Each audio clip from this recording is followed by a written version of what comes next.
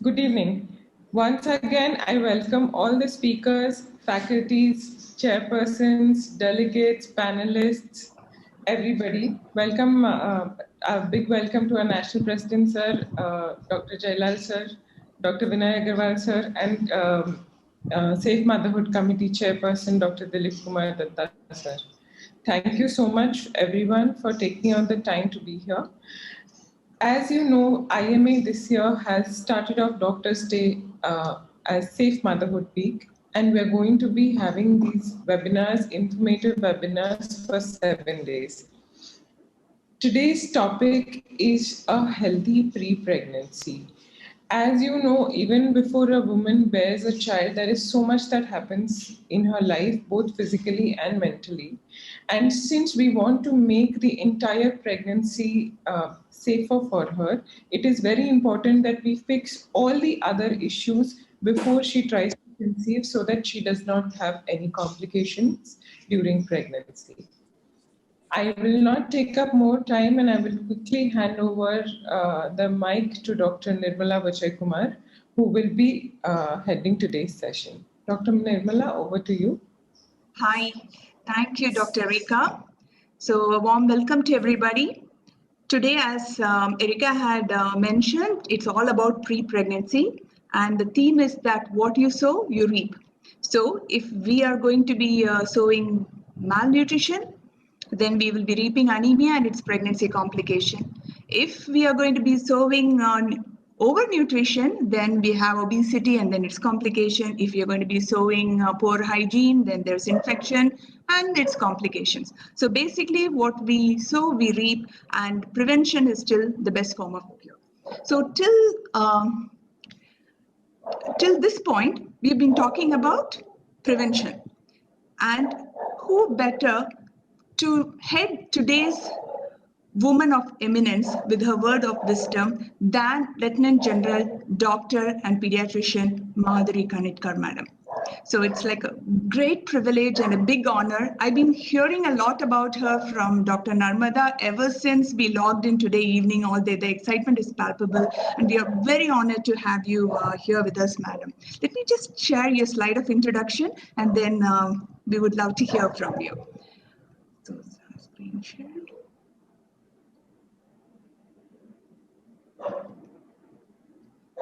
So for those of us who are hearing about her for the first time, and I doubt there are very few of such people here. So Lieutenant General Dr. Madhuri Kanitkar is from AFMC Pune, and right from the beginning, she has been getting medals, first for studies, then for service, and I'm sure there are many more waiting for her. So currently, she's the Deputy Chief of Integrated Defense Staff Medical, which is like one of the highest posts for women in the Army. She's also a PM to the Advisory Council for Science, Technology, and Innovation. She's an educator, first was the dean, and now is actively involved in shaping the medical curriculum to create better and smarter doctors. Having many awards, some of the few are winner of the Vishesh Seva Medal and Adi Vishesh Seva Medal for her service. So, Madam, we heard a lot about you and we are just keen to listen to you. Over to you.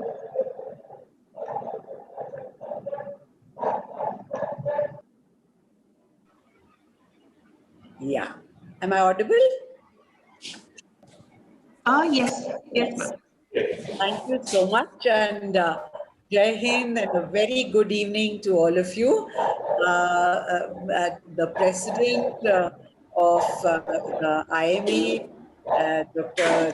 Jailal, Dr. Vinay Agarwal, and all the dignitaries. I see so many senior people, Dr. Vandana, people who have put this together, and of course Erika and my good friend Narmada. I mean, it's so nice to see all of you all.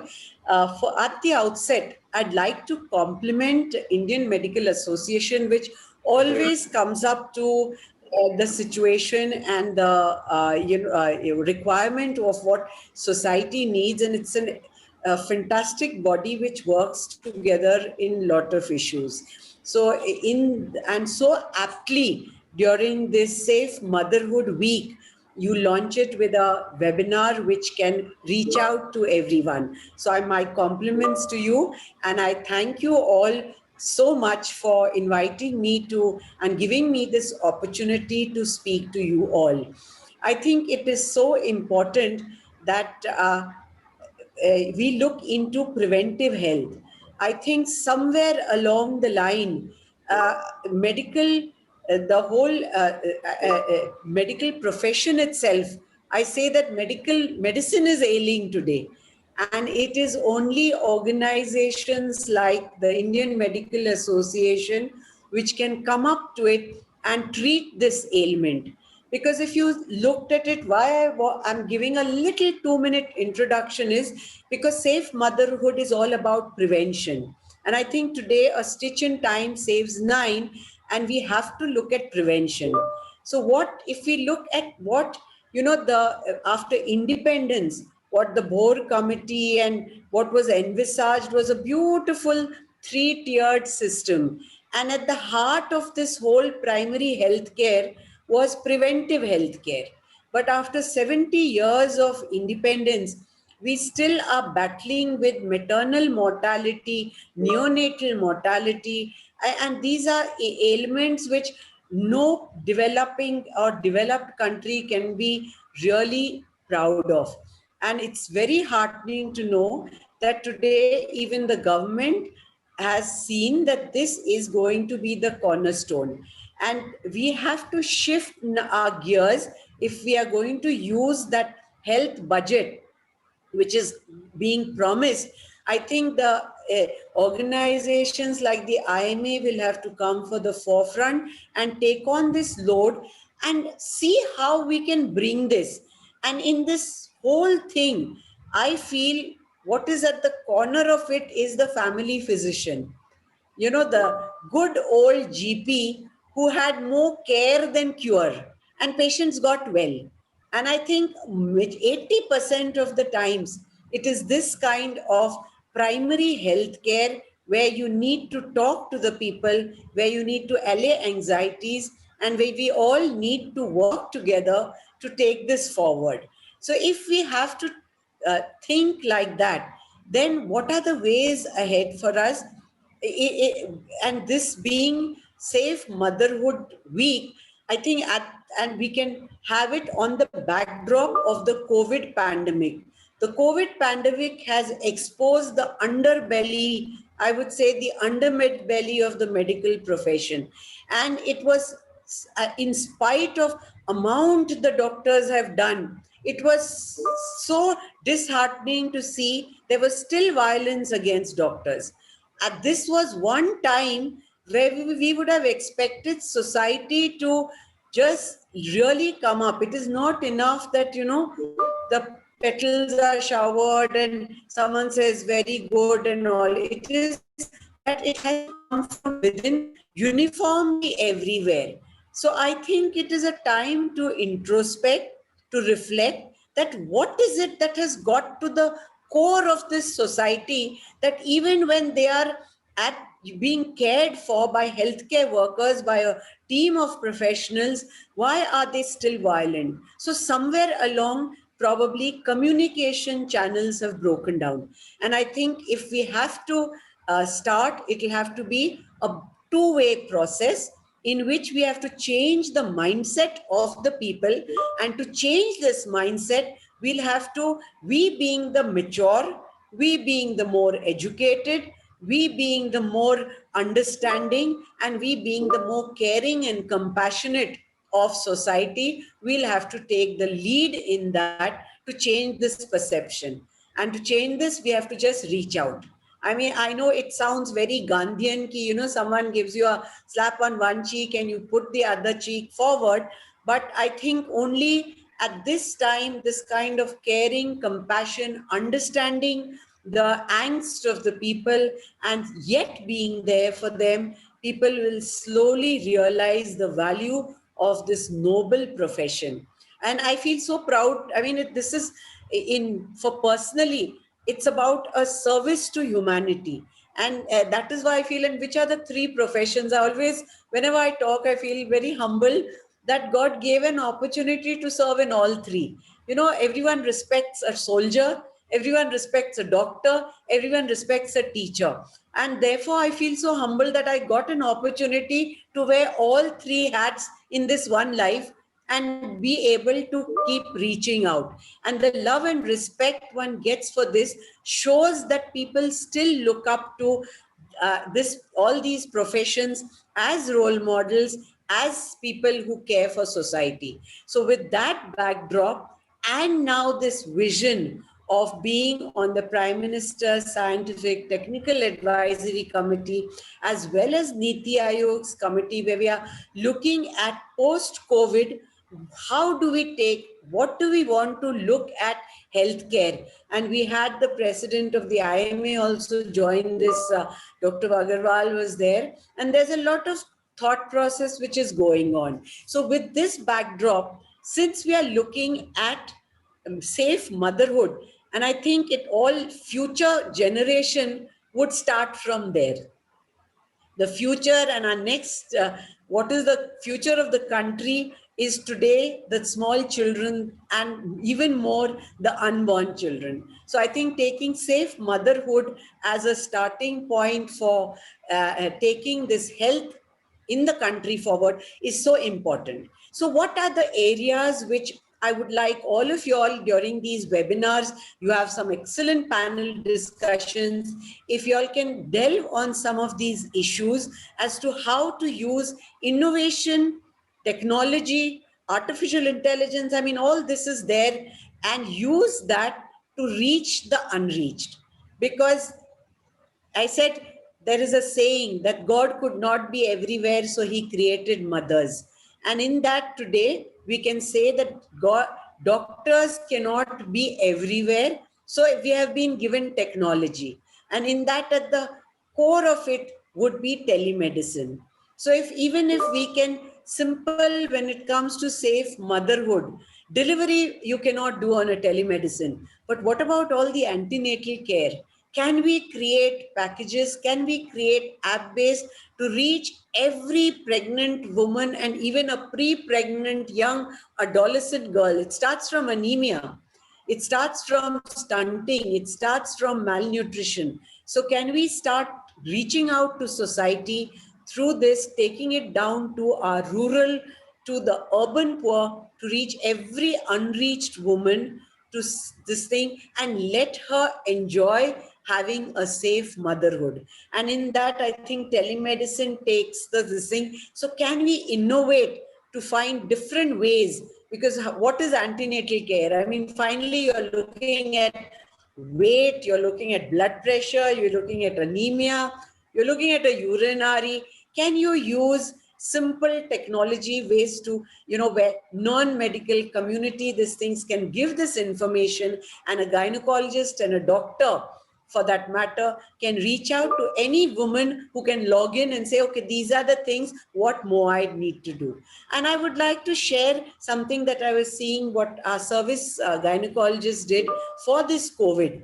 I mean, they just streamed down and said, okay, instead of the usual, 30 odd antenatal checkups, what are the mandatory 4 checkups that every lady should, just to reduce her risk of getting exposed to COVID. So cutting down the number of antenatal care, but doesn't mean just because they don't come, you don't reach them. At other times, if we can develop protocols where we can attend to her from the safety of her home, I think that is one place where we can. The second area where technology can take over is fetal monitoring. Today, Indian startups, I would like to share with you, have created beautiful these things. If as a collective we can take this forward, where beat to beat variability and fetal and uterine contractions are just picked up by a small device kept on the abdomen and transmitted across to a PHC with, and you can develop AI algorithms to pick up a problem case much earlier. so that they are already moving towards a hospital instead of landing up into obstructed labor or fetal distress. So this is where I feel technology can be used. We need to, for the people where technology doesn't reach, we need to delve on how to make hospital visits safer for a pregnant mother, for a woman who's coming. I mean, can we have separate areas of waiting? It's a thought process, because very often it is not only a lack of resources, it is a lack of a thought, a lack of an idea, or a lack of just spending time to say you care. So if that can be made into a thing, I think the sessions that you all are going to have over the week will really help in seeing how to make the visit safer, how to make the delivery safer. And then there are mental issues. We have to address mental issues of, like for all other society, in COVID particularly, the mothers are even more scared. And even the educated mothers, I have my own daughter-in-law has just 1 month back delivered, but throughout the year of COVID, I know as a prospective grandmother, the kind of support I needed to give. She was lucky. She had me as a mother-in-law who could keep explaining to her. Can we reach this to every pregnant girl to say, do not fear, we are there. Allay her anxieties, because there is a fear of getting sick. There's a fear for her unborn child. There's a fear of, how will I deliver? Will it be a COVID hospital? Will I get COVID while I'm there? And then, unfortunately, our social media, the TV, this thing, they only highlight all the bad cases. The hundreds who get well, the hundreds who have been cared for, their stories rarely reach the community. They sell out more the ones which are the sad, which is also this public perception which really goes. So I think telling her, giving these information to every woman who plans to be, even the young married, getting a pre-pregnancy counseling, getting to the community. This is something that we would like to, and if we can just give few clear messages, how to from home get care, how to reduce visits to the hospital, how to avoid crowded places during pregnancy, and otherwise reassuring her, because evidence has come in that pregnancy is quite physiological and the risks are almost similar. When they really land up getting, it is not that it is very different from the general population.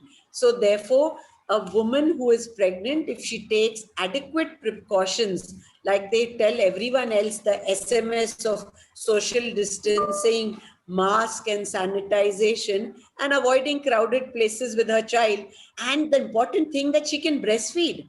And even if she gets positive, so what? It's not going to be the end of it. She can wear a mask. So I think allaying people's anxiety, and it is only all collective competence of all of you people who have got together, which can take this forward.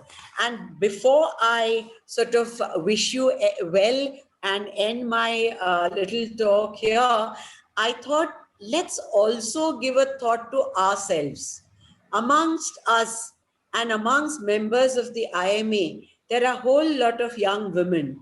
So are we taking care to keep ourselves fit? We are equally entitled to a safe motherhood, a safe womanhood, a safe and everything. So I think that is what is important. So most of us get so involved in our work, in our giving to society, our nurturing. We have a family, we are looking after our children, we are looking after our, there would be aged parents. There's always stretching yourself up to meet every role that we play in life. And I can tell you, besides my 3 roles of doctor, soldier, teacher, I've had to be all other roles combined in one. You're a wife, you're a mother, you're a sister, you're a daughter. So while doing all that, to all my ladies, I will say, take a little time out for yourself. Make sure, because a fit mind is there in a fit body. So make sure that you keep a little time for yourself. It could be meditation, it could be yoga, and that is something, come what may, even when the temperatures are 45 in Delhi, there's not a day that I don't get up at 5:30 and spend 1 hour either going for a walk or a jog or a yoga, because otherwise I can't give my best to society if I can't care for my own self. So safe motherhood, safe womanhood, and for the my male colleagues, even safe doctorhood starts being safety to your own self. Please care for yourself while caring for the others, and take care of everything. All the best for this excellent seminar and webinar that you're going to have over the week. At the end of it, please make a, like they say, no, pratigya, ki I'm going to use the information I collect over this week to reach out to at least 10 other women, if not more, and tell those 10 to reach out to 10 more. And this is how a movement will grow on. Thank you very much.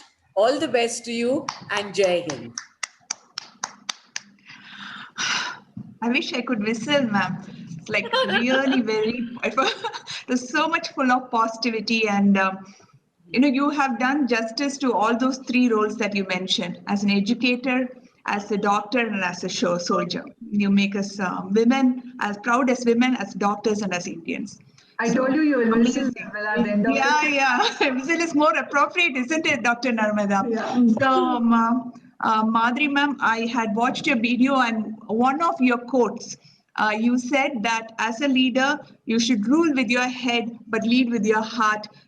Today, you were talking about what it feels to be a pregnant woman in this COVID pandemic. You made us think from the point of the pregnant woman, and that human-centered design for service providers, and I loved it. Thank you so much, ma'am.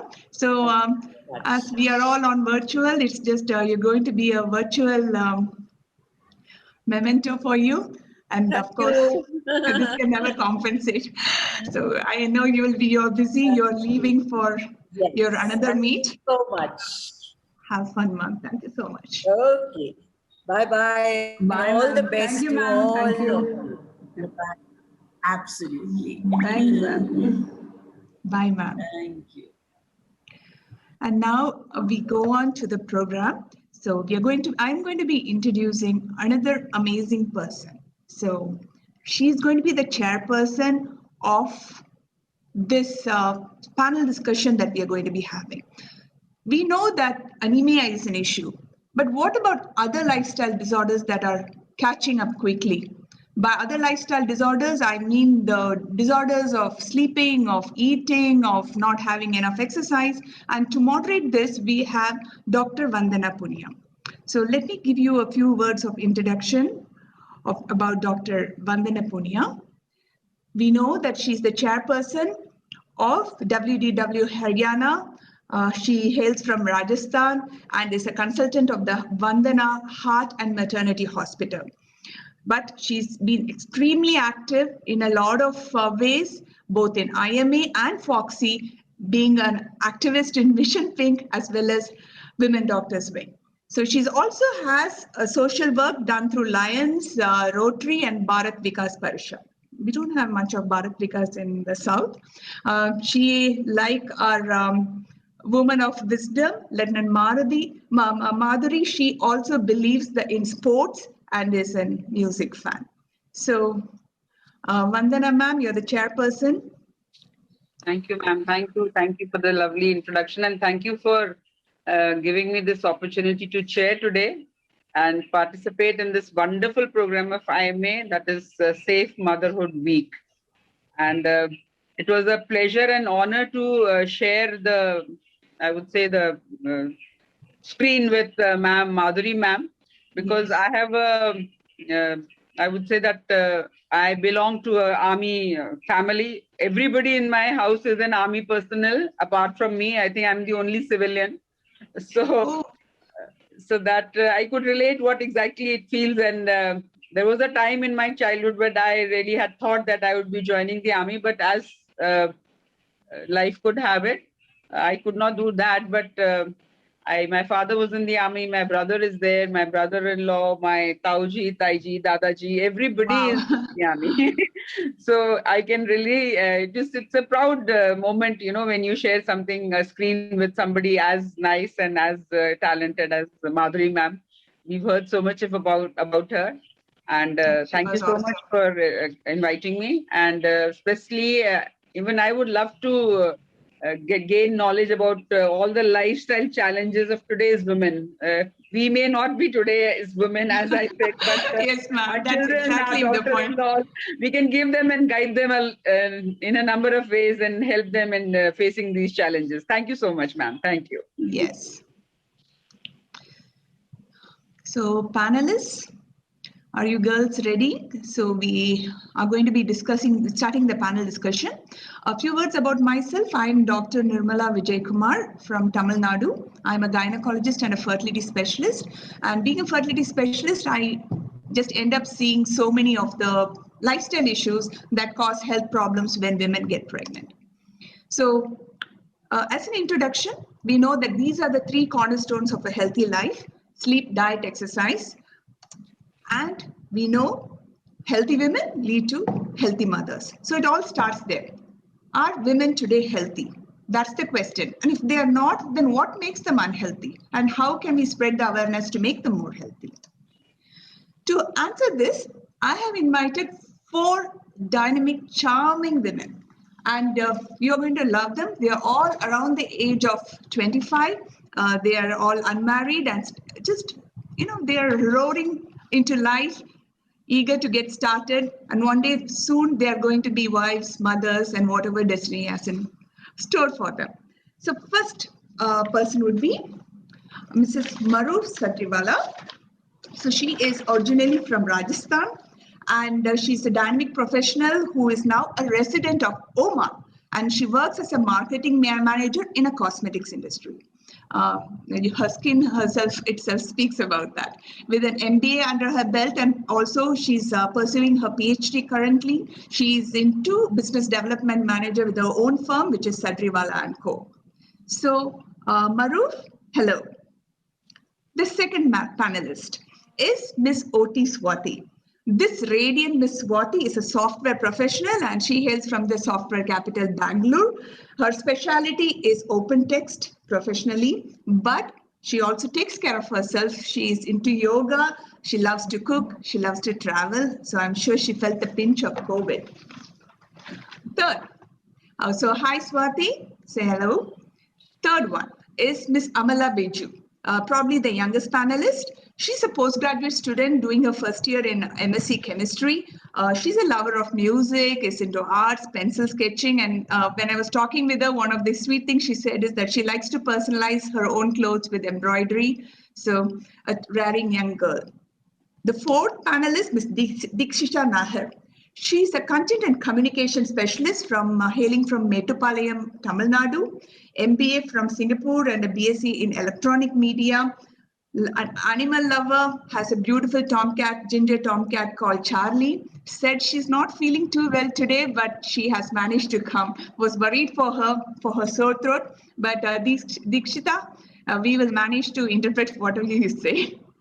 So, sorry, I forgot to change the slide. So this is Swati from Bangalore, Amala Baiju, postgraduate student from Kerala, and Dikshita Nahar with her lovely cat from Tamil Nadu.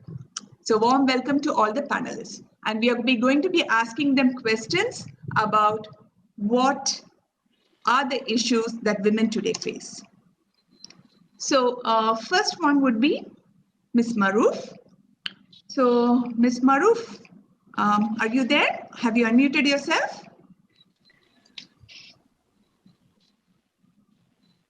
Maruf.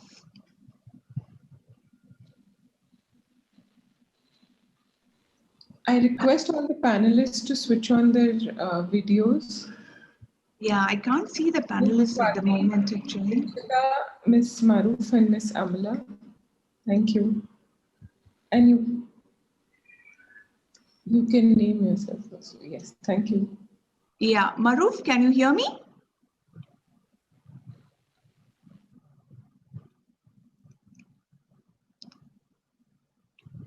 Miss Maruf? I can't hear her. Miss Maruf, could you please put on a pair of headphones? Okay, could you remove them then? Let's just unplug them. Ah, okay, maybe.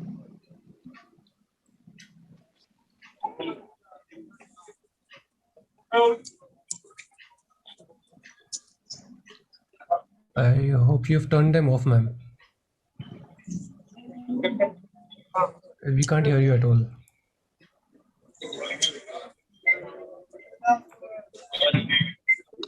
I'll start with the next panelist, Swati. Swati, you there?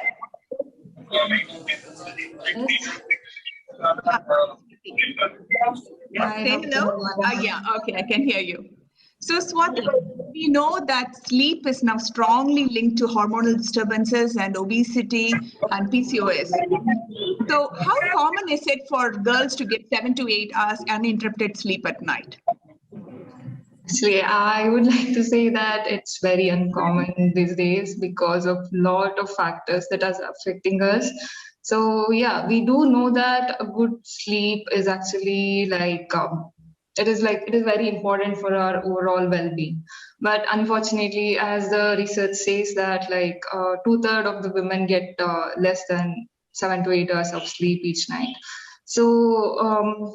So there are natural factors like puberty, menstruation cycle, pregnancy, menopause. All those things do affect the sleep quality for us. But apart from that, these days for working women, we do overly exert ourselves at work.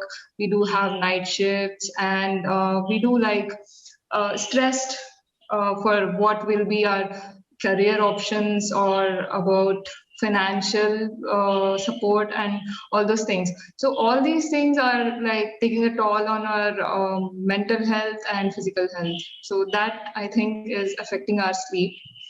So one more thing is we feel okay, we might not be aware of how important the sleep is for us. Like one day we will feel okay, if I don't sleep properly today for one day, it's okay, it's not a big deal for me. So yeah, we keep forgetting that how often we repeat that thing, and it does have adverse effect on our health. So Thank you, Swati. Yeah. Thank you, Swati. To overcoming that one, I think we should be aware of how important the sleep is for us. It's a big deal, actually. It's a big deal. It might be just binge watching one movie, or it might be taking on an extra few shifts, but it adversely affects health, especially when you're in the reproductive age. Yeah. Dikshita? Hi, ma'am. Hi. Yeah. Hi. Glad you could. You changed your background. So, how common is it for girls to skip breakfast? Now, skipping breakfast seems to be linked with PCOS especially, and also irregular periods and other hormonal imbalances. So, and I find that a lot going. So, what do you have to say? So I am someone who used to skip breakfast a lot. It has never been my favorite meal of the day. And I think apart from PCOS and other medical conditions, it's also mental health that really counts when it comes to eating. So I have faced some situations where I am really looking forward to having my breakfast. I look at the plate and I just don't feel like eating anymore. So factors like stress, and now that we are working from home, we are going to sleep while working, we are waking up while working, everything is happening simultaneously. So when we wake up, the first thing we do is look at our phone and the number of emails. So that really tosses us over. And that's one of the reasons why I skip breakfast to get on to work directly. And another cause could also be health factors. Basically, if I might be suffering from any underlying health conditions, my mental health condition, or just general disinterest of doing anything apart from what you're supposed to be doing to earn your bread and butter. True. There's also this misnomer that if you want to lose weight, you skip a meal, and that meal unfortunately happens to be breakfast. Yeah. But nothing could be farther from the truth. You just read all the weight loss books. It starts with eat a healthy breakfast and then just taper down your food, a smaller lunch and a very small dinner if weight loss is the goal. But most girls prefer to just skip breakfast, and that puts you into starvation mode and you end up gaining weight, and then the problems of obesity kicks in. So breakfast is still the most important meal of the day. Thank you, Dikshita. Maru, can we hear you now? Miss Maruf, is your audio fixed? No, isn't it? That's such a shame. Okay, Amala. So Amala, here's another problem I often think girls have. That's not getting enough fruits and veggies, because first of all, it's not as handy as a samosa or a pack of biscuits, for example. Swiggy doesn't deliver fruits and veggies, and also even if it does, then there's this problem of cooking probably. So how commonly do you think women reach this goal? And what are the commonly eaten fruits and veggies which are popular with girls your age? Amala?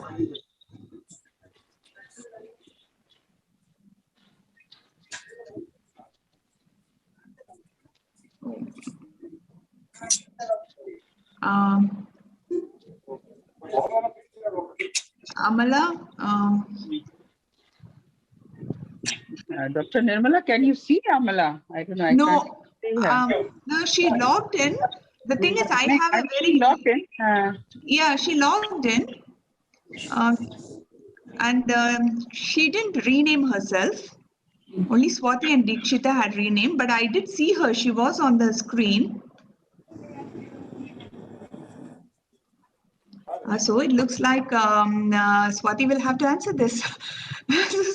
Swati? So sorry to do this, but yes, it's a common question. So what do you think?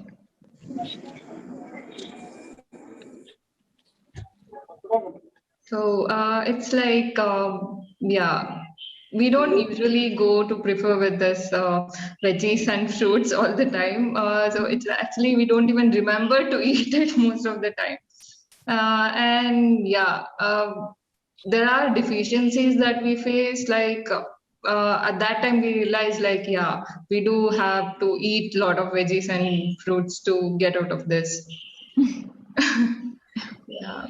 It's kind of like it's not very easily available, isn't it? It's not, if you buy it, then it wilts off or it loses its flavor. And, most of the time that's it. It's fresh for one day and after that you don't feel like eating it. That's what the most common Yeah, complaint. we just get it and we just keep it somewhere and it will be like out of sight, out of mind kind of thing.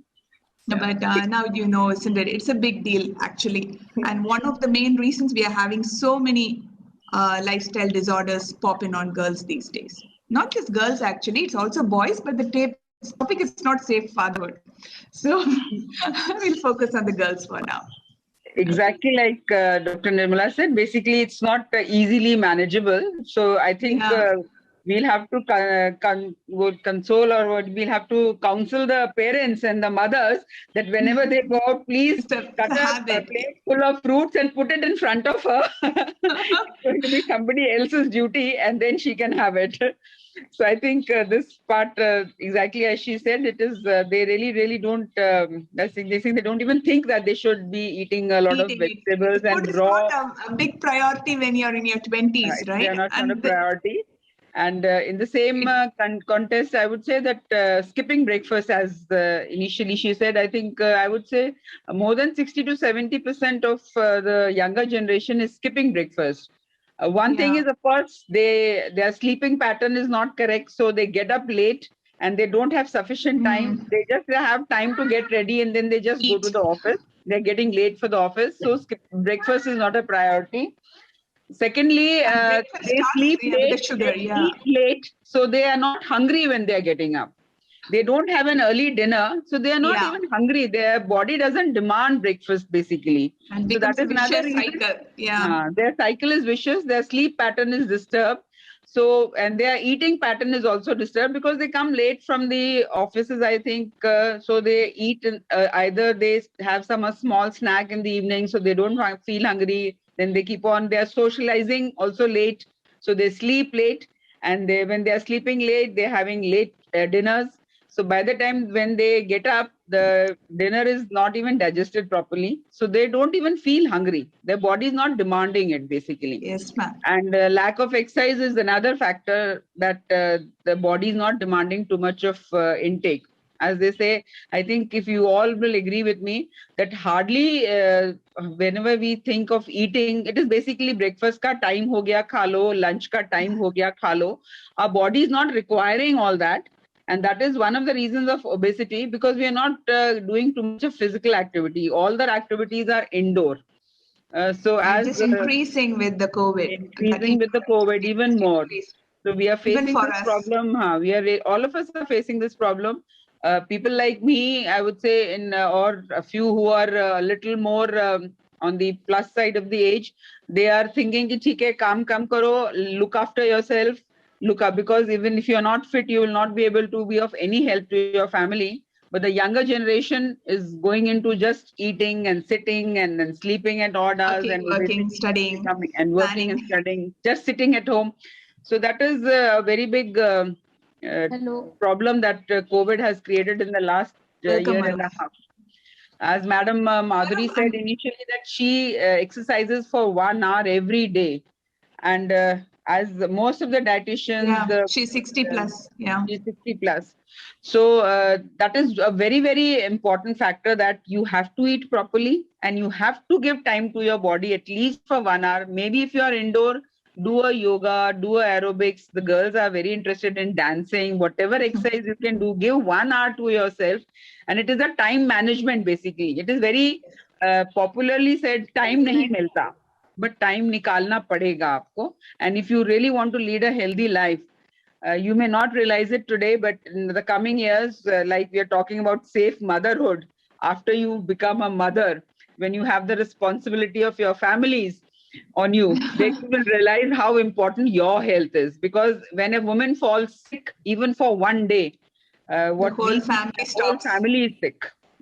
So you cannot afford to be sick, because the health of the family depends on you. Whatever. Ma'am, I think Maruf has managed to fix her audio. Chalo, Right, chalo. Maruf? Hello. Yes, Yeah. I can hear you very we can hear you. We can hear you. So, Miss Maruf, why do you think junk food and fried foods are so popular? I'm sure all of you guys know it's not good. So why do you think it's popular? So I think it's popular because the problem with us is we lack time, as other panelists mentioned before too. We're very busy with everything, because the struggles of early career launch, and we want to do a lot of things all together all at once.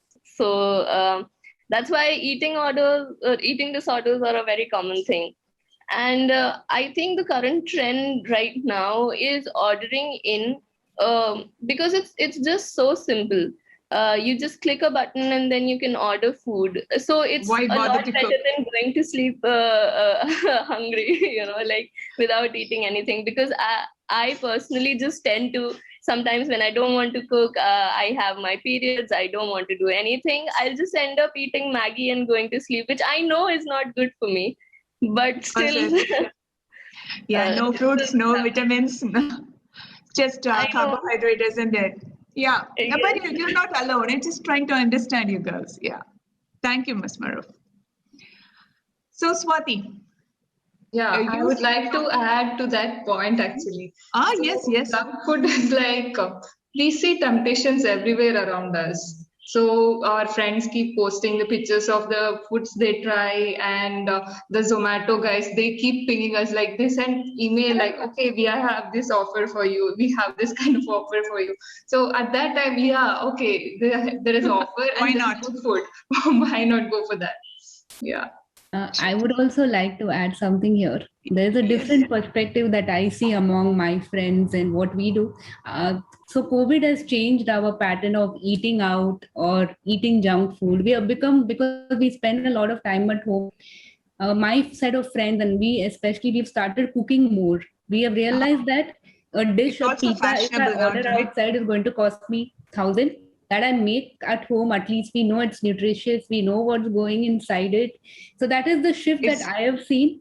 And also people now, when we feel hungry and we want to snack on something, we go for a seasonal fruit that's available. So when there was watermelon season, we would eat a lot of watermelon. Now we are eating a lot of lychee and mangosteen. So I think in our early 20s, definitely 1820s, definitely we would be gravitated more towards junk food. So as people grow, they say that things like the thought process change, the things you want to eat changes. So after like 22, 23, 24, we are now moving towards more healthier choices. When we are hungry, we eat either cherries or stuff. Good to like hear that. that. So that is I hope the awareness spreads. Yeah, you're still in time for safe motherhood changes. So, I just hope the awareness spreads. That's great to hear, Dikshita. I see more women and men too into cooking as well. So I think COVID has brought about that as a trending change. But Dr. Nirmala, I think cooking has become a fashion also. They cook that's good, right? They will not cook dal roti. They will cook something very fancy, click a picture, post it on Instagram. Baking with all the plants. So, but of course, even that is better than eating things from outside. Even that, whatever is that change is good. Yeah, madam. Yes, Patel, sir. So, Swati, how do women deal with stress? What is the popular way now?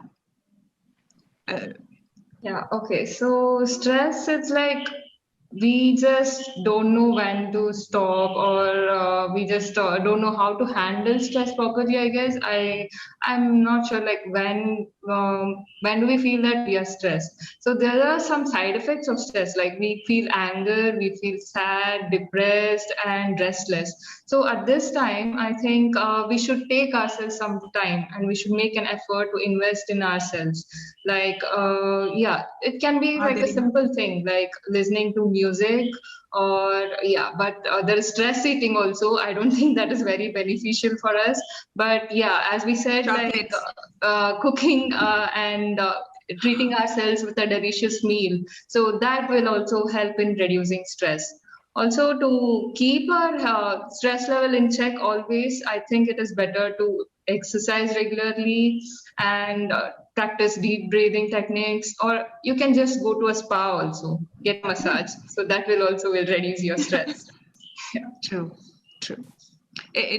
Girls are definitely more stressed. I think 25 years ago, people didn't think so much. But now you're forced to think about your life, your career, your partner. Too many decisions to be made. Whereas it was more of a parental decision a long time ago. Yeah, it's like you have to plan your day ahead, and that is like it will create a lot of stress. Like, okay, what are you going to do next? True. Yeah. Basically, multitasking is a very important. Become the rule of the day, isn't it? Yeah. So girls have to be, and everybody wants to also achieve a lot in their careers. Then they want to look after the house. Then they want to. We want it all. Hobbies, we want it all. And they want to have their own sometimes innovative ideas. They have their own business or whatever. They want to make an impact. Yes, ma'am. Also for the younger generation today. Like in our times, we would say if somebody was intelligent, become a doctor or become an engineer. And if you are physically fit, go in the army. That was the only option left. Or for girls, it used to be become a teacher if you want to do something. But today there are a number of options and multiple fields where the girls can really do miracles. And I would say, and they are doing so. So I think multitasking is really a very, very important factor of the stress. So they want to achieve, they want to prove themselves more than the counterparts. They want to prove that they are something, they really are important and they can do something. It's important, isn't it? Yeah, and that builds to the stress. But it's a very valid thought process. But I guess, Dikshita. Now I see, in addition to all these woes of having too much stress, too much work, and poor food and less sleep, we find that there is also an active way of getting health harms, which is in the form of smoking and alcohol. So this was like unheard of problems a decade ago, but now this is everywhere, right? So why is it trending now? Aren't women aware of these habits on fertility, pregnancy, and around them? So why is it trending? Smoking in general, despite gender, is not okay. It's not good for your health. Yeah, Me being, exactly. I was part of the agency life, the creative life there. People smoke, and as part of the culture, I also started smoking. And it's been about a year since I have touched a cigarette, and Oh, my health has improved tremendously. I feel more hungry. I am in a better mood. I'm Right, able to right. regulate. And major factor why people are getting into smoking and alcohol, I still think in like moderation. moderation is fine. It's good for your body. A glass of wine or two is good for your body. But anything like smoking is more towards stress. You feel stress, you think just smoking, you're fine. That's the basically what emotional support. It's like something that you cling on to. And again, like it relates to the previous question you asked, women today are stressed all the time because, as you said, we have to prove ourselves in multiple different places. So And that's a because of that, stress people relief. are moving towards smoking. And one thing that can really help people from being less stressed or being attached to a thing like this is therapy. I personally advocate therapy a lot because I've been a patient of extreme depression, clinical depression. I've lost 2 years of my life, not lost basically. I have taken medication and gotten better, and I'm in a much better space right now. But therapy is really important, and that helps you kind of curb down the intake of smoking and alcohol as well. And yes, there are a lot of risks related to fertility and pregnancy due to this habit. Women now are aware of it, but stress is another big factor that's coming into place, and that's why women are more and more towards smoking now. That was very brave of you, Dikshita, to share your personal story and tell us all this. I'm sure Because there is a question will here help. asking how important is therapy in the question box, and I would advocate therapy for all.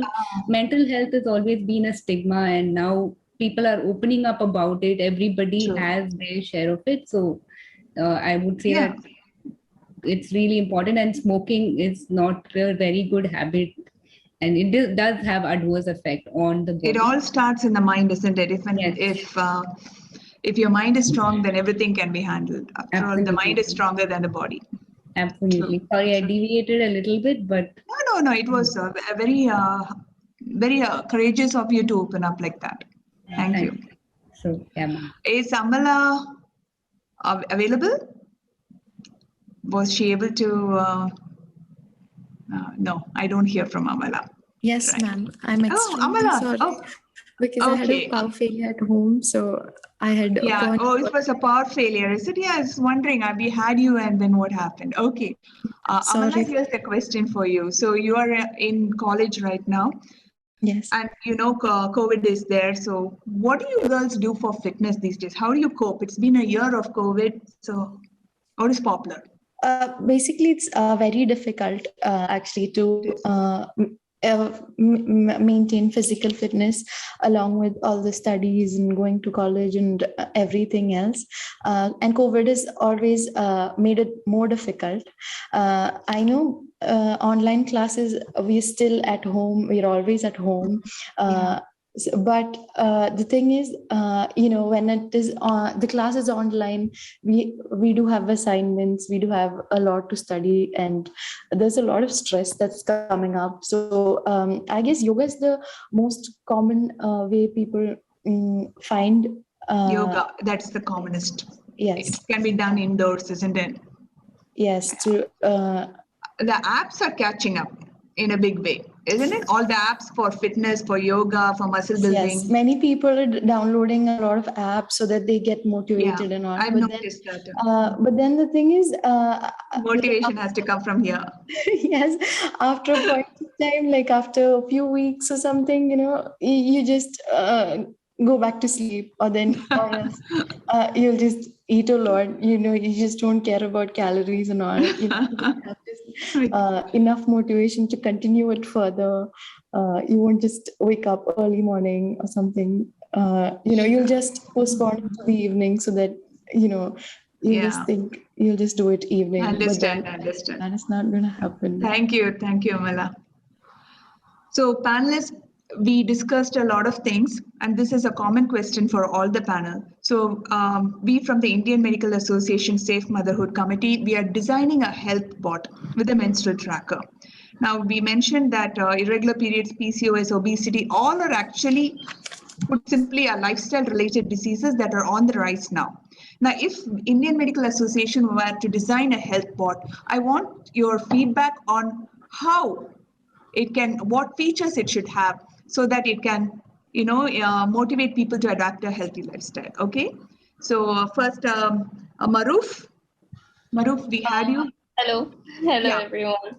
So I have a few things to say about this. I think an app is a great idea because it's very handy, and we'll have it everywhere.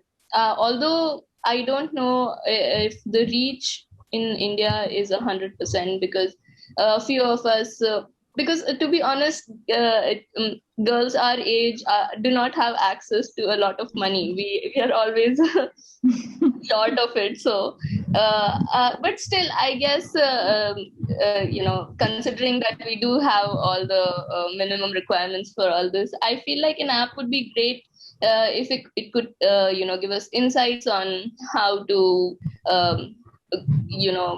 monitor our health, like some apps already do this. Start date, end date, indicators of mood. That's something that's a few apps already do. So I feel like they could also monitor diet recommendations, and very easy diet recommendations, considering our, very personalized diet recommendations.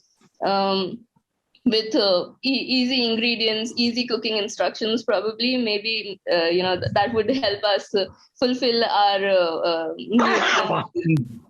And it could also have, since it's an app and it's collecting a lot of information, I feel like this could be something which could help us monitor our medical history. So when we do need help, when we do go to doctors, and you can show your app, isn't it? Yeah. Yes, so they can get like a compiled information based on what we have. And then it could also motivate us in a way. So since not all apps motivate, in the end we all give up. So maybe it could have a feature, something like, online we can accomplish rewards like points, or maybe gamification points. Yes. Groups, yes. Leaderboard. Leaderboards, maybe, yeah. Okay, that's nice. Yeah. Swati? Yeah, hi, yeah.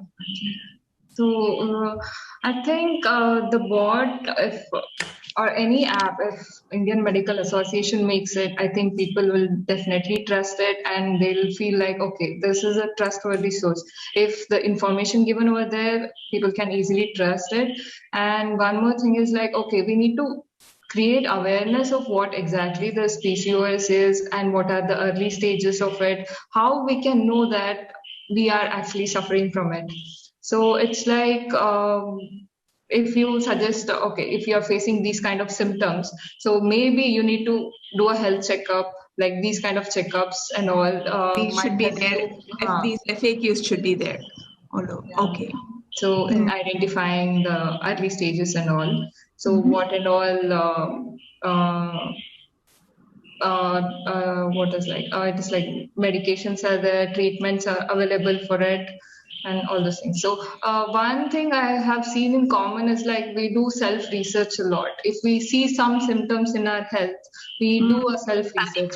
So yeah, if there is someone to guide us, what has to be done, where we should real go, doctors in the app can help, right? If I mean, because since everything is online, if the app also guides you towards the nearest doctor to give you real advice, that could be helpful. Yeah, something we were thinking about. Yeah, and one more thing I could think is of, we do a lot of health checkups, and if there are any issues in our health, doctors do mention it, but what exactly the scores in it mean for us? So if there's something to help us analyze our reports and help us give a better insight of our health, I think that would be beneficial. Okay, like for example, a thyroid test. So what do you do if you're FAQs on that? Yeah. Yeah, we will. The values, we don't understand what exactly that means if we just see the report. Yeah. Thank you, Swati. Yeah. Dikshita? Yeah, ma'am. So apart from the things that's been covered, if we could have live consultation, because going to a hospital nowadays is a very scary. If we could have live consultation with the top doctors, and also a little bit on sex education, because premarital sex is something that's commonly acceptable. Yeah. According to a research, about 70% of parents are okay in India with premarital sex. So if we could have a safe platform where we could talk about any kind of gynec issues that we might be facing, because that could lead to a lot of underlying health issues, right? So what kind of, many of them do know about sex, right, and contraception. So what kind of advice would be so something like welcome? about information about birth control, if it's good for you, if it's not good for you, and information about safe sex, information about like sexual hygiene, menstrual hygiene. If there's a safe space for women to come and talk to people, or among themselves also discuss these things, that could like a small community group where people could share their experiences and learn from each other. And apart from that, we could also have features such as being able to buy medicines from the trusted source, being able to find where you can find a nearest vaccine center.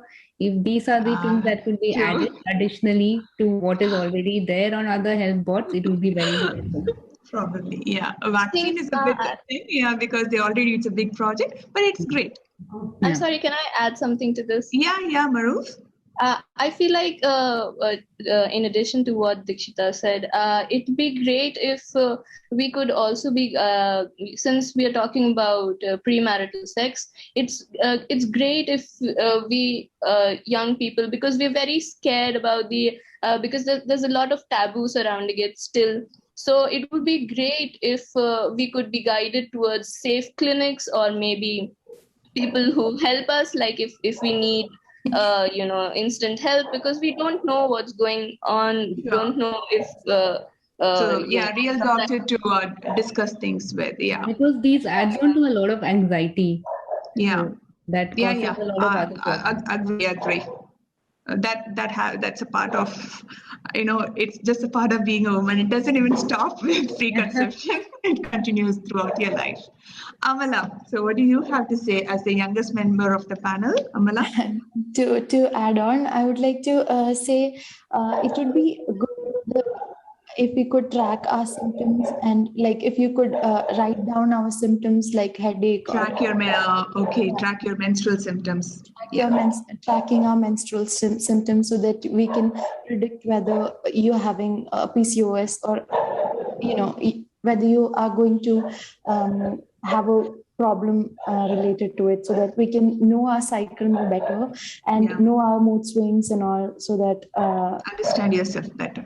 App giving reminders to us and all, and also for maintaining the physical fitness, as I said, it is very important to stay motivated. So I guess if others are also with us in this, I think we'll get a little bit encouragement or a motivation, so that if daily tasks are given for a particular physical task, like to burn a specific amount of calories or something, and you're having a target and you're just going to fulfill that target for the day, and if you've not done it, the app gives a reminder that you've not done your target, you're lagging behind while others have done the target. DigiShield, which is the company that is doing the app health bot for us, they are listening. So all your considerations will be taken. So thank you, girls. So with this, we come to the end of the panel. And Nirmala, I would like to just add on one thing. Yes, these young girls are listening to me, and I'm sure they might be thinking that I'm a little orthodox. We are talking about premarital sex, and we would like to help you if you have any problems after that, and there should be no taboo also. But still, I would always request the younger generation, if you could avoid it, it is always better. We will not encourage premarital sex at any stage, at least. But of course, if you have any problem, don't feel shy. We will be there to for you to talk about it. And if you have any problems for your health issues after that, we'll always be there to help you and guide you and treat you as much as we can. But please don't encourage too much of premarital sex. That is one thing I would just like to add to the younger generation. Yes, ma'am.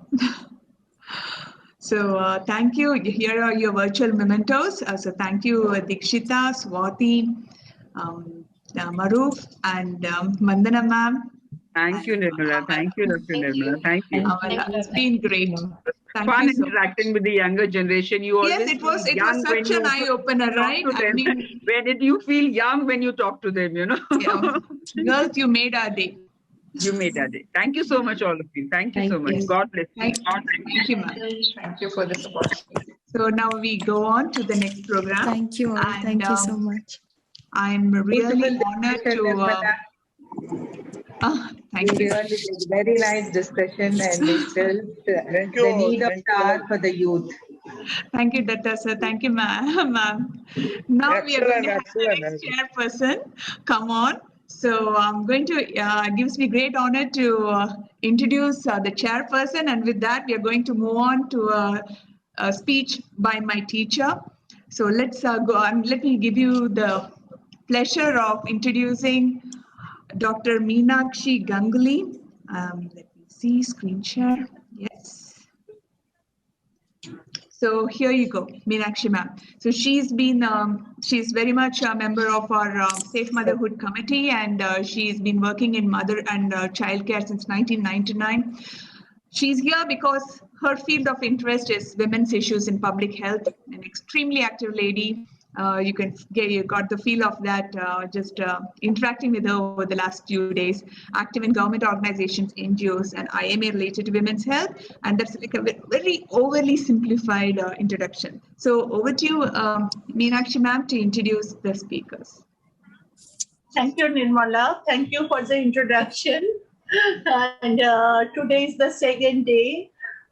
We are running the program Safe Motherhood Way, and today it's the pre-pregnancy wellness theme, and the first speaker I'd like to introduce Dr. Murugan. The topic is sexual health and hygiene. So first I'd like to introduce Dr. Murugan. Can I have the screen, please? Yes, yes. Yeah. Very much. Dr. Murugan is the consultant of sexual medicine and is the retired professor of dermovenerology and former professor of STD. He has lots of national and international papers in so many journals. Executive member of CSEPI, National President of IASTD, Joint Secretary of IASMP, and Silver Jubilee Oration Institutes, and lots of an author of management of sexual problems in genitalia manifestations. I'd like to welcome Dr. Murugan to have his speech, and like to have his valuable opinions in this subject. Thank you so much. Thank you, Dr. Thank you, madam, for your lovely introduction. I will share my screen.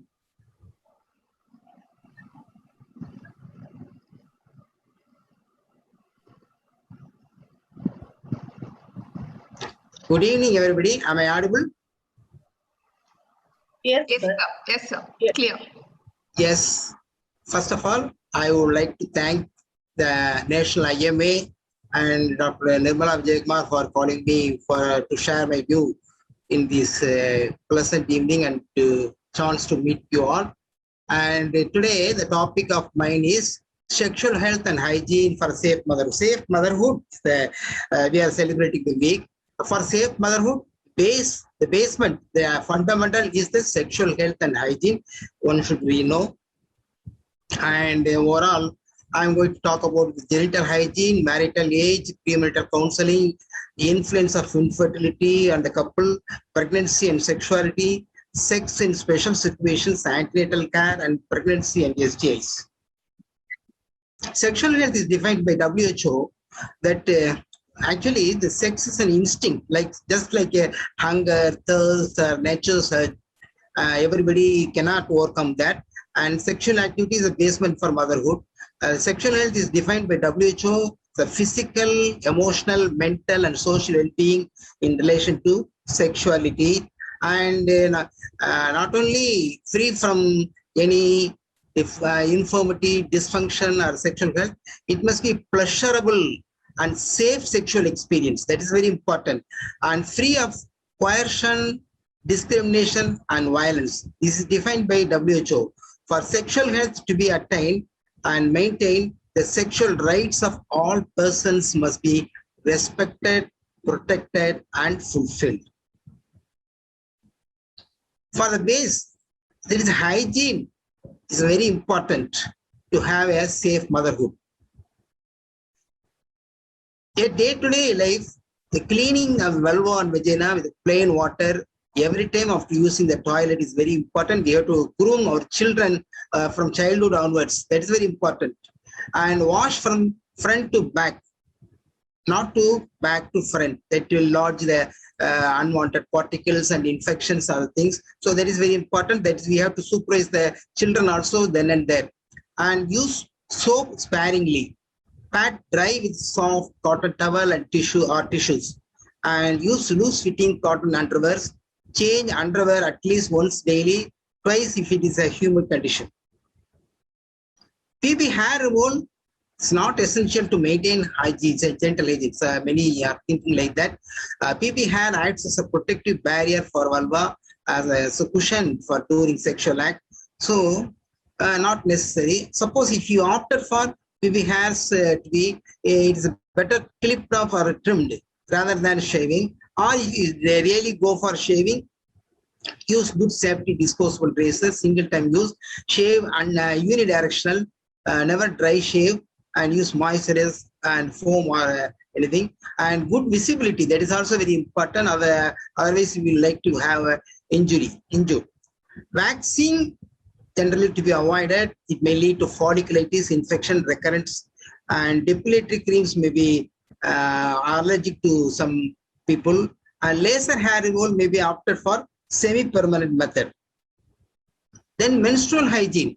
Change the sanitary pads every 6 to 8 hours, 3 to 4 pads every day, many. And safe disposal of unitary that use sanitary material. That is very important. We cannot throw it into garbage or corporation waste just like that. Wrap thing. It may lead to infection, HIV, HCV, HPV, so many things, other things also. So we have to train each and every woman to how to dispose it. It has to be incinerated or deep burial, or otherwise biomedical waste has to be included. Hand washing after changing sanitary towel every time is also has to be stressed to avoid spreading infection. If using tampons, one should very careful to remove it also, especially at the end of menstruations, likely to be forgotten and it may lead to infection. Twice daily bath is preferable during menstruation. Sexual hygiene. Wash the genitals area before and after sexual intercourse. Use barrier protection unless you are active trying to conceive. Though sexual intercourse during menstruation is not contraindicated scientifically, but it may likely to increase the risk of acquiring infection and also sometimes may be cumbersome for both partners. That's according to their convenience. But as far as possible, avoid. And if there is a severe genital itch after the intercourse, rule out allergic to condom, lubricant, spermicide jellies, etc. That's also possible. Stick always to monogamous relationship and avoid multiple sexual partners. Then next come is about marriage. That is a pre-pregnancy care must start from marriage. To reach the goal of procreation, it needs a platform, that is marriage, safer than living together. Trust is the soul of relationship. so can be attained through legal marriage and love thereafter. Nowadays, it is not uncommon to see men are getting married at late 30s and the women are getting up to 30s. Women's reproductive lifespan is comparatively shorter, and however much you earn or own or however much you pay, you cannot regain your youth and your prime youth period. So umpteen number of reasons may be told for delayed marriage, sorted out by studies, jobs, settling in life and siblings and get married. But all these problems were there even in the previous century also. The actually family size will be larger and everything, all problems were there, but they are able to manage marriage at early age. So fertility rates will also come down after the age of 35. Fetal anomalies and complications of pregnancy, bleeding, delay in delivery due to lack of trust, fetal and maternal loss can occur with the late marriage. That we have to keep it in mind. So ideal age of marriage is better that a man has to get married before 28 years and women has to get married 26 years. That can avoid so many unwanted complications and retain good fertility rate. Preservation of youth, enjoying more intimacy, that is very important. Preservation of youth and enjoying more intimacy can care their children and groom their education, get married, seeing grandchildren, etc. before the couple's dusk of age. Premarital counseling next comes very important. No curriculum about sex education, either school or colleges. Parents and teachers are hesitant to talk about these matters due to our barrier of the culture. Misconceptions imbibed from illicit sources like friends, internet, and peers and porn. Sex considered as a taboo in many families, many places, and sin. Orthodox upbringing has its own effect on girls, especially. I will not do this, I will not do this on this day, like that. So premarital counseling is a need of our parents or elders or family members can inform. And that is very important. Otherwise, it has to be imported by a counselor or an expert. Cultivate the habit of seeking premarital counseling. Intercourse has to be explained. Many people, many girls, many people, even after we have come across, they don't know what is intercourse, how to do it, and it's offense, it's something forbidden, like that. So we have to teach them intercourse, especially elders, and sexual posture has to be told. Legs kept stretched always. Sometimes many people came with unconsummation of marriage, and that will lead to the male partner's esteem will be affected and confidence will be affected. They may end in erectile dysfunction, and one erectile dysfunction may lead to permanent performance anxiety and permanent ED. So dyspareunia and vaginismus also may be likely to be caused by this sexual posture. So all these things will lead to marital disharmony, even up to the extent of divorce. So we have to teach all these things in the premarital counseling. And importance of foreplay has to be stressed to the male partner.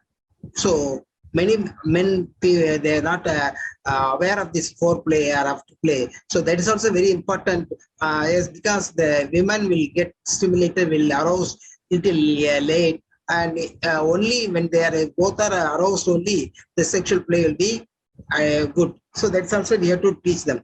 Other specific doubts has to be cleared by the counselor, and it will minimize the unwanted consequences. Influences of infertility, that is another thing. Procreation, propagations of the species is nature's rule, but in human beings, especially in our country, it becomes a social compulsion, social pressure. Delay in conception has a large spectator, guides and critics in society. Everybody will have their own ideas, their own they implement on the couple. Immense pressure has to be showered over the young couple, poor couple, and leads to lack of confidence, sexual dysfunction, marital disharmony, and sometimes even ends in divorce. Suggestions. As per textbook and learned bodies, we used to start the investigation after 1 year after the consistent regular sexual contacts. But when the marriages are getting late, better to start the investigation 6 months after the continuous or consistent regular sexual contacts, as the delay would cause poor outcome and fetal anomalies and other maternal complications.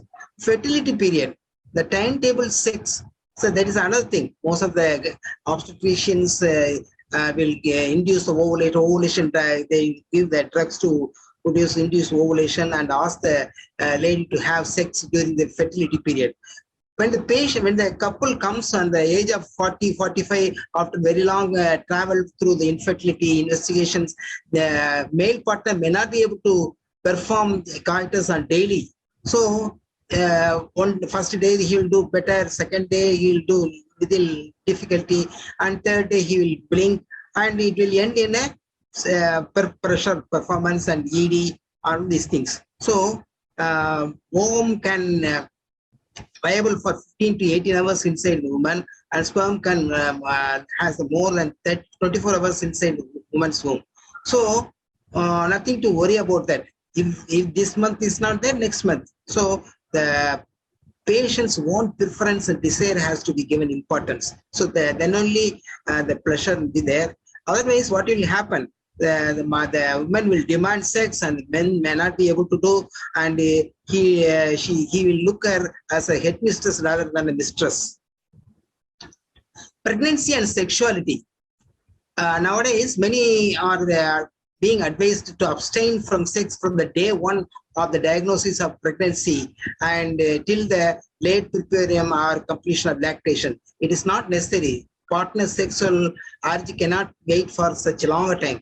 So sex has to be avoided during the first trimester. If there is a repeated abortions or threatened abortions history is there. On the late trimester, when there is a repeated premature delivery or specific contraindications for sex, like bleeding, like this. So otherwise, during pregnancy, in the comfortable posture, there is no contraindication till the rupture of membrane. That we have to keep it in mind. Another thing is, women will expect the suggestions from the doctors, physicians, when to resume the sex following any surgery, cesarean, normal delivery, or cesarean section, or hysterectomy, like that. So, complete healing of wound, external or internal wound, may up to 1 year, 1 month or 1.5 months, then they can be allowed to have sex. Hysterectomy is not a halt of sexual activity. That has to be explained to that couple. And after cardiac surgery or heart attacks, that also people will expect. And if they are able to climb for 30 steps or 2 stories, or able to walk a kilometer within 20 minutes without any distress, they can be allowed for sex. And antenatal care should be very important, and they have to screen for HIV and syphilis, which can be transmitted vertically. So twice during pregnancy, that is twice during pregnancy, only the early trimester and the late trimester, to avoid the repeated infection or the early infection or late infection. It should not be missed. If found infected, they treat the same appropriate treatment and start the treatment, regular follow-ups, and we have to prevent the parent to child transmission. That is very important, especially with the HIV. Other STIs, HSV, HPV, gonorrhea, these are also can be transmitted through children. When the recurrences are after 32 weeks in the herpes simplex infection, it may be lead to neonatal herpes, which is severe, sometimes life-threatening. So at that time, the mother has to be taken for cesarean section. HPV infection sometimes poses problem in delivery, and treatment also. Chemical cauterization is contraindicated during. So these are things due to time constraint I cannot talk much. And after neonatal can be caused by gonorrhea, non-gonococcal chlamydia infection, and simple creeds prophylaxis, wiping with the sterile wiper from the medial aspect to the lateral aspect of the eye. That will also do good, and silver-nated previously not necessary. So these are all things can prevent the after neonatal. And HPV vaccination also is very useful. That can prevent the that is for girls and boys from 9 to 26 years. There is a HPV vaccination, 4-valent vaccination, Quadracil is available, and it's useful to prevent the cervical and vulval cancers, which is very important. Carry a message. right from the childhood onwards, girls have to be groomed to have a safe motherhood in their future. Genital hygiene, right time for marriage, marital counseling, alleviation to stress due to infertility, guidance for sexual activities during various situations, proper antenatal care, prevention of parent-to-child transmission of the STIs are some of the stepping stones for safe motherhood. Thank you very much for your patient listening.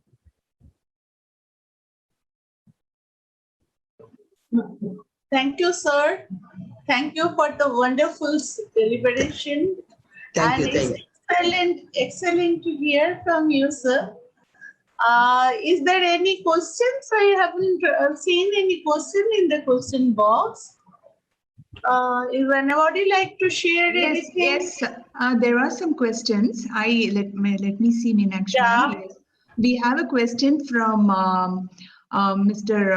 Dr. Arnav Rishi. So he said, "Good evening, sir. You said to wash the vulva and vagina with plain water. Patients also ask how to wash vagina. How to clean vagina by self, or should we use over-the-counter genital washers which are available?" So what is your opinion? No, as far as possible, we should not disturb the natural, natural flora. That will the natural flora, when disturbed, fungal regrowth, fungal overwhelming growth will be there. So as far as possible, chemical douching and veggie wash are better to be avoided. Plain water will be usually sufficient, and vagina not necessary to be clean with forcible water. External aspect of vulva and orifice only not necessary to be clean, not necessary to clean inside and other things. That will have natural cleaning mechanisms there. There is a common myth that you have to wash and wash. As I believe, there is also change in the vaginal pH. If girls use repeated water after everything, do you believe on that, or do you think it's correct to use more and more waters as well? Madam, pardon me, that is a change in vaginal pH? If you keep using water, isn't it, ma'am? Isn't that your question? Yes, please. Yes. No. Water will not affect the vaginal pH at all. Vaginal pH is due to lactic acid and other things, but menstruation and other situations, some of the infections may change the vaginal pH, which will affect, but not water. Washing with water will not affect the vaginal pH at all, not to worry. So we are washing mainly vulva, not the vagina. Vulva, yes, yes, sir. Not the vagina. Yeah. Nothing to it. That was a take-home message. Vulva, not the vagina. Yeah.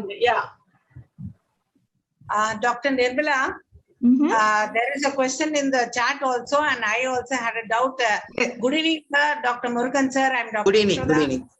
WTW chairperson, sir. Regarding the role of menstrual cups for unmarried girls, what do you think, sir? Do you advise? Role of? Menstrual cups. Nowadays it is popular, it can be used, but properly it has to be inserted and removed. That is very important. It can be used, madam. Now it is more comfortable and more hygienic. But the hymen should not be there. That is, if they're sexually active, then they can. But yes. It's very, it's pretty difficult to use. I mean, even as a gynecologist, I'm talking from personal experience. It's not a very easy thing to insert. Yeah, I also believe that. Yeah. Maybe you are the authorities can tell more. In rural areas as well, it's very difficult when we are talking about the cups, because it's the hygiene is really a concerned thing to do all those things. Any question, Nirmala? It's like the contact lens, isn't it, Meenakshi ma'am? I mean, you need clean hands. You need a technique.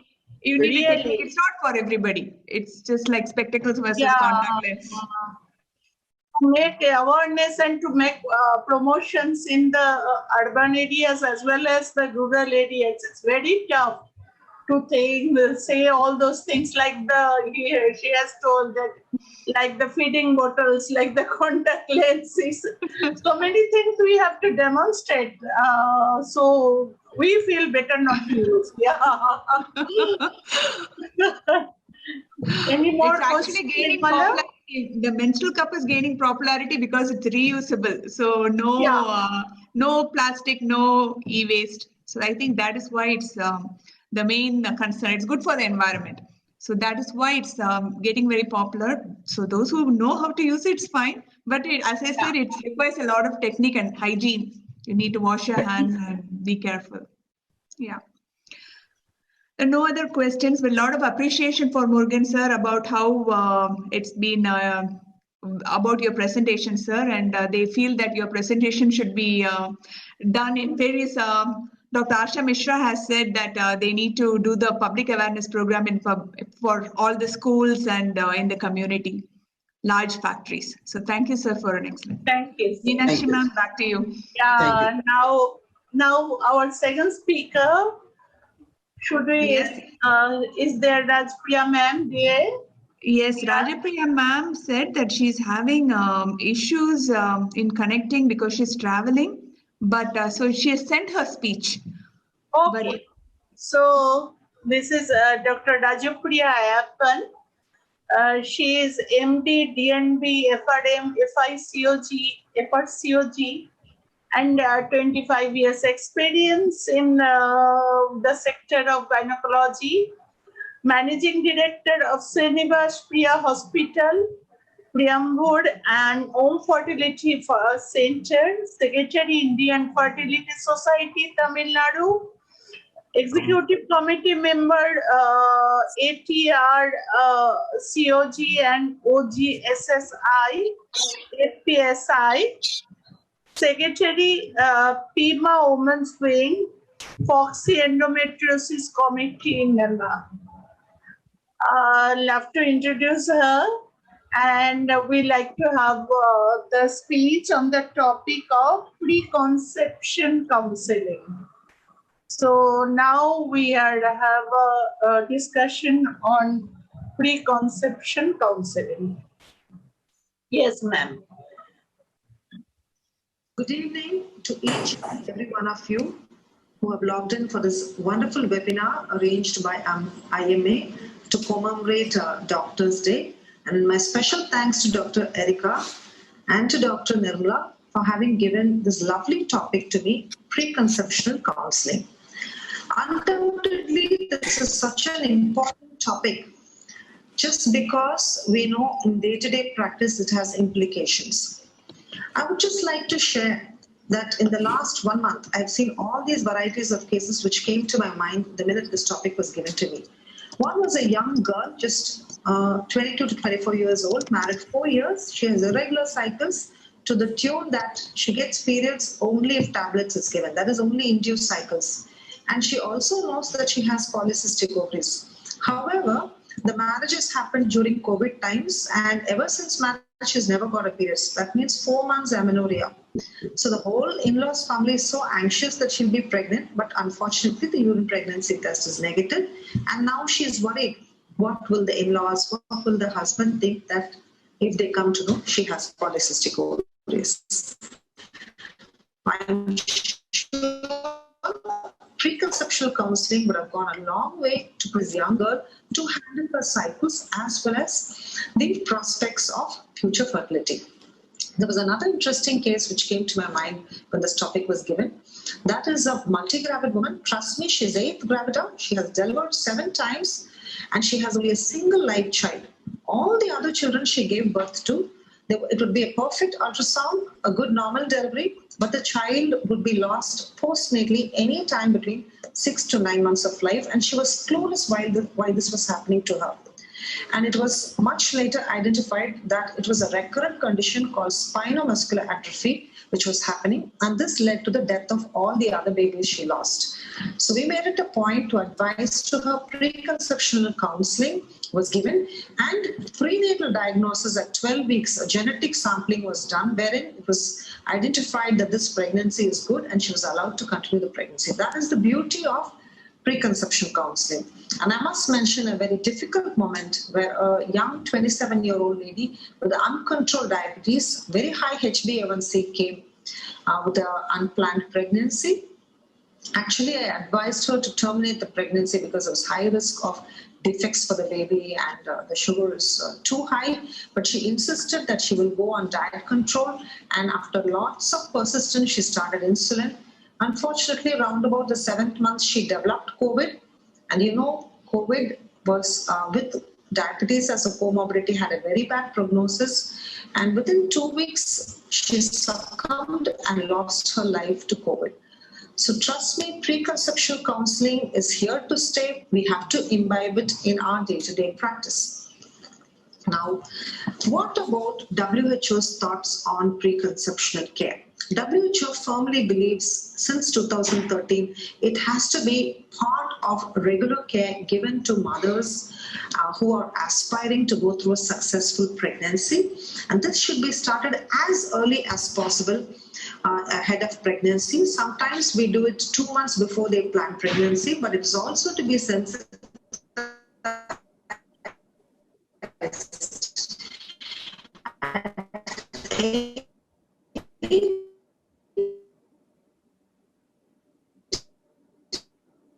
And once are keen to plan a baby. Also to give a very positive outcome aspects. A newly married couple are keen to know about their sexual health, protecting themselves from unwanted infections, and they also want to know that they are ready to have a baby, like they want to financially stabilize and then have a baby. So depending upon their aspirations, they may want to postpone a pregnancy for a year till they stabilize and then plan a baby. Accordingly, it is an opportunity to give them an advice about sexual health, when ovulation happens, what is the safe period, and what is the kind of contraceptive option they can be given. Similarly, they may have a pre-existing fertility risk. The lady may have polycystic ovaries, or she might have had an endometriosis which has been operated, or the guy might have an orchidectomy where the semen parameters are compromised. So these are all opportunities where we bring it to light that the subfertility is at stake, so they need to understand what is their fertility potential, accordingly plan their pregnancy. And so pre-existing medical illnesses like asthma or epilepsy, where appropriate drug changes may have to be advised. So pre-existing surgical illness and medical illness, we always ask the history and pre-treatment history. She might have irritable bowel syndrome, or she may be taking some drugs for allergies, where we need to again sensitize that how this can have implications when she's planning a baby. And a serious concern in current COVID times is mental health, whether mentally they are in good health, they're not on any medications. A lot of them are taking medications for depression. It is important for us to understand that aspect. And nutritional balance. I mean, you have to have the optimal body mass index. So if they're very obese, they need to lose weight. If they're very lean, they need to go on a good nutrition balance. So all this is discussed in preconception counseling. And today, in COVID times, what is more important is discussing that taking up a COVID vaccine before they plan pregnancy is so important, because pregnancy and COVID is a very bad combination to suffer from. The other vaccines which we offer in the preconceptional counseling is rubella vaccine, and we also take this opportunity to discuss about the Tdap vaccine. It is a B antigen positive husband. We discuss about giving the hepatitis B vaccine as well. And there are special situations where the woman would have already been pregnant and she would have had a negative outcome. For instance, her previous pregnancy, she might have had a miscarriage and she's very anxious that it may happen again. So we give her the advice of prenatal supplements with folic acid, and we tell her to report early as soon as she misses the period, so we can take appropriate interventions with certain medications to prevent a pregnancy loss. And as I said, heritable genetic disorders are identified, and preconception counseling plays an important role with conditions like Duchenne's. So end of the day, a preconception counseling gives the woman a pathway to follow. So the obstetrician is also in good control. plans her pregnancy and ensures the mother and the baby have good outcomes without having untoward obstetric or perinatal events happening. So what are the components of good preconception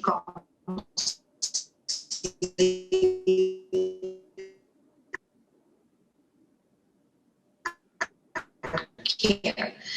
It is, of course, nutritional balance with importance of body mass index between 19 to 24. You screen for genetic disorders if they have family history of disorders. Screening for chronic illness, they may be even having a family history of illness. There may be family history of certain heritable defects. And what about infectious diseases? Sensitizing them towards bacterial vaginosis, candida infections and treating them. Psychosocial health and a good method to offer them the vaccines. And health. With respect to nutrition, believing in either a vegetarian or non-vegetarian diet, so good dietary advice, correcting the various deficiencies, and ensuring that salt is also iodized, and promoting exercise and good lifestyle changes are important. And certain habits are to be deferred. No? They might skip meals or not take a balanced nutrition. We have to educate them about it. And one huge important impact of preconceptional care, which we are all observing today, is giving them 0.4 milligram of folic acid 2 to 3 months before they plan a pregnancy has gone a long way in preventing neural tube defects. In all obstetricians and nutrition people have clearly understood that a good balance of MTHF, taking folic acid, vitamin B12 and vitamin B6 balance has become so important. Thereby, hyperhomocysteine is prevented. Thereby, neural tube defects, preeclampsia and IUGR have come to good control. Now, what about the vaccines? Vaccine outreach program is so good that most pregnant women do know that they have to take of testosterone. They cross the first trimester. They are also today the COVID vaccine has been allowed by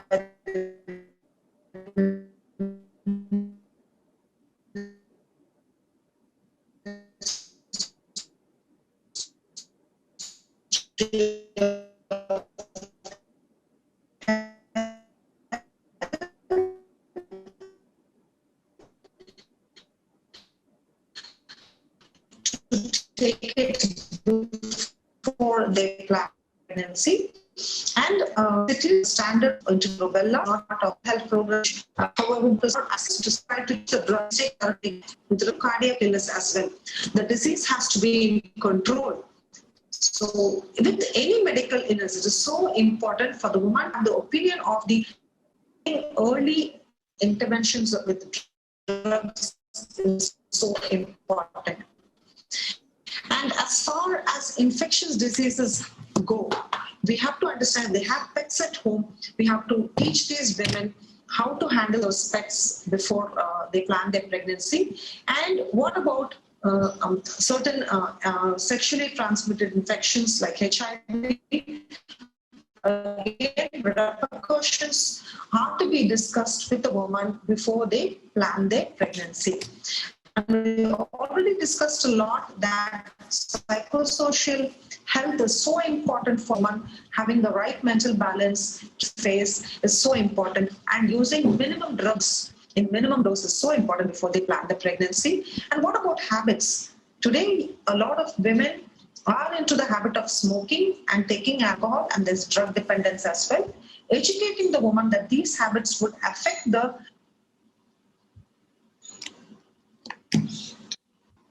So I will just conclude Madam's lecture.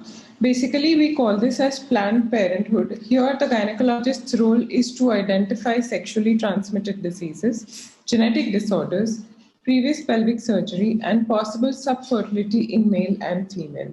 So we do relevant blood tests, semen analysis, all the necessary vaccines as she recommended, provide health education and guidance on a healthy pregnancy, offer sex education, family planning advice, identify a bad obstetric history, identify all the chronic ailments, treat them before the woman plans a pregnancy, and if any pelvic or genital surgery is to be done, review the medical and the family history and the genetic diseases, find out if the patient had any history of psychiatric disorder and take appropriate care, arrange for a special consultation if required, and preconception nutrition must be optimal.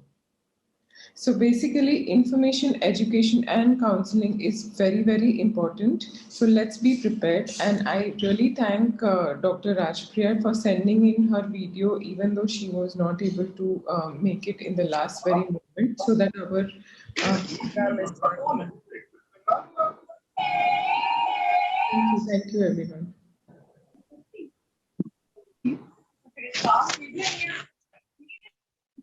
Hello. Yeah. Yes, Meenakshi ma'am. Yeah, we have concluded the program. But what I want to ask, there are lots of young doctors as well today. So is the preconception counseling merged with the young generations of the adolescents girls? Because the things we have discussed today, it will not concluded as only the things that we should know just before conception or just before marriage. So if in teenage, the girls get educated about all those things and get aware, so many things, so many disturbance we can avoid. And due to lots of social myths and lots of social taboos, we generally do not tell all those things from 13 to 15 age group. But we have seen that there are lots of victimizations in these areas and in these age group. So what's your opinion? It's an open platform. Should I talk with everybody? Yeah. Yes, ma'am. Actually, we have been having a lot of discussions, especially Dr. Asha Mishra. She's been talking that these things should be spoken about, discussed, and women should be empowered with knowledge, because we like it or not, people are sexually active now, and they have more questions than ever. Yeah, for the from the IMA background and IMA platform, we must have a voice that for these age group we must have a voice and speak it out. That should be our motto. Thank you, Nirmala. Thank you, Erika, everybody. Thank you so much. It's a wonderful program, and I feel privileged that I have enjoyed my chairperson role here. Thank you so much. Thank you. Back to Nirmala. Please conclude. Yeah. And here is your memento, memento, ma'am. Thanks for the participation, Meenakshi ma'am. Lovely. So let's call it a night. Back to Dr. Erika. Thank you so much, everyone, for coming and for staying till the very end. Please join in tomorrow at 8 o'clock. We have some amazing lectures tomorrow by making pregnancy per se safe. Talking about anemia in pregnancy, gestational diabetes, exercise in pregnancy, and everything that we need to know for making pregnancy safe. Please do join in tomorrow. And we have Justice Pratibha Singh from Delhi High Court joining us to give a few words of wisdom. So thank you everyone once again, and have a good night.